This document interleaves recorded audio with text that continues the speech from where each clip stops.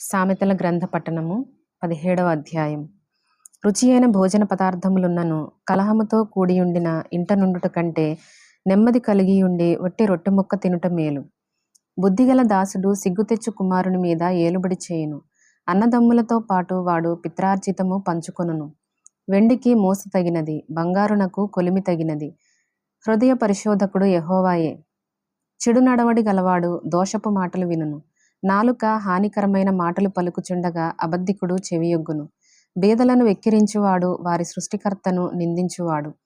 ఆపదను చూచి సంతోషించువాడు నిర్దోషిగా ఎంచబడడు. కుమారుల కుమారులు వృద్ధులకు కిరీటము, తండ్రులే కుమారులకు అలంకారము. అహంకారముగా మాటలాడుట బుద్ధిలేని వానికి తగదు. అబద్ధమాడుట అధిపతికి బొత్తిగా తగదు. లంచము దృష్టికి మాణిక్యము వలె నుండును. అట్టివాడు ఏమి చేసినను దానిలో యుక్తిగా ప్రవర్తించును. ప్రేమను వృద్ధి చేయగోరువాడు తప్పిదములు దాచిపెట్టును. జరిగిన సంగతి మాటిమాటికి ఎత్తువాడు మిత్రభేదము చేయును.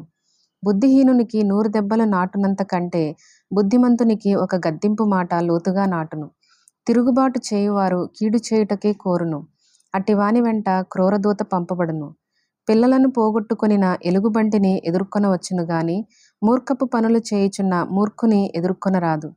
మేలుకు ప్రతిగా కీడు చేయువాని ఇంట నుండి కీడు తొలగిపోదు.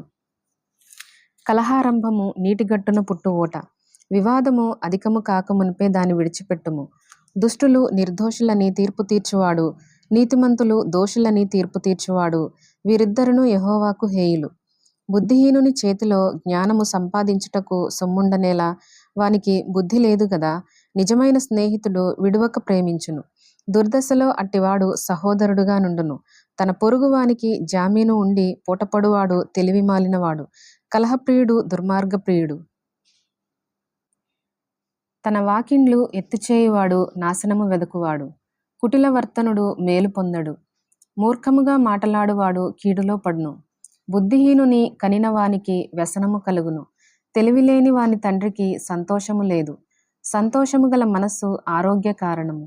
నలిగిన మనస్సు ఎముకలను ఎండిపోచేయును. న్యాయ విధులను చెరుపుటకై దుష్టుడు ఒడిలో నుండి లంచము పుచ్చుకొనును. జ్ఞానము వివేకము గలవాని ఎదుటనే ఉన్నది. బుద్ధిహీనుని కన్నులు బూదిగంతములలో ఉండును.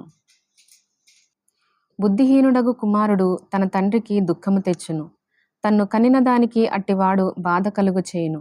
నీతిమంతులను దండించుట న్యాయము కాదు. అది వారి యథార్థతను బట్టి మంచివారిని హతము చేయుటే. మితముగా మాటలాడువాడు తెలివిగలవాడు. శాంతగుణము గలవాడు వివేకము గలవాడు.